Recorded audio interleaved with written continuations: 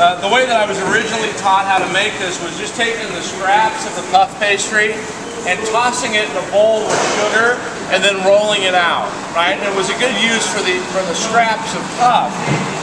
Typically it wasn't something that we sold because we didn't have that much scrap, but we made it as treats for the crew and stuff like that.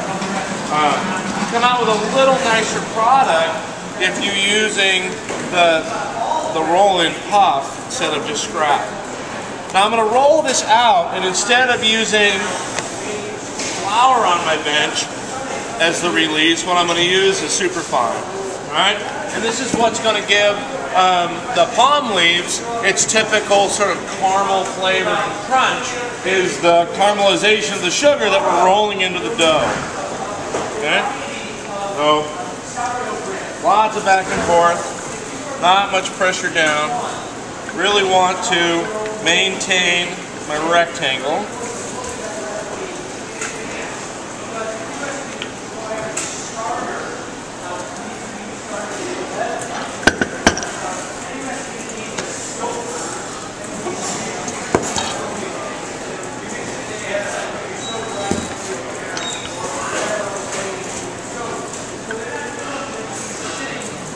And remember that the sugar not only here is mechanical, but it also is what's giving us a lot of flavor. So you don't hesitate to make sure you get enough on there.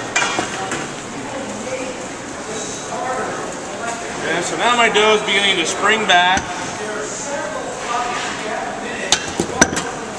And now what I'm going to do is I'm going to give it a three-fold.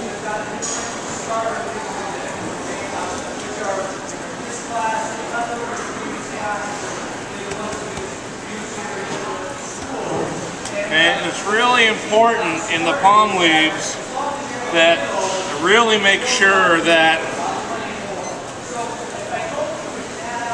I'm very lined up with my corners.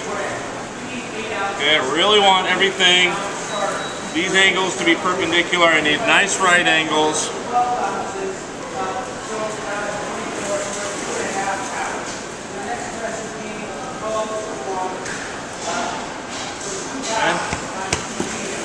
Sugar, and then it goes back onto the sheet pan. Now what I'm going to do is I'm going to let it rest. And if you're using commercial 3-bot puff, you can do this one right after the other, right? But our puff tends to be a little stronger, so it needs that time to rest. So I'm going to give it about 15 minutes covered in the refrigerator, and then I'm going to roll it back out in more sugar and fold it up. So in about 15 minutes I'll call you guys for another demo. Okay.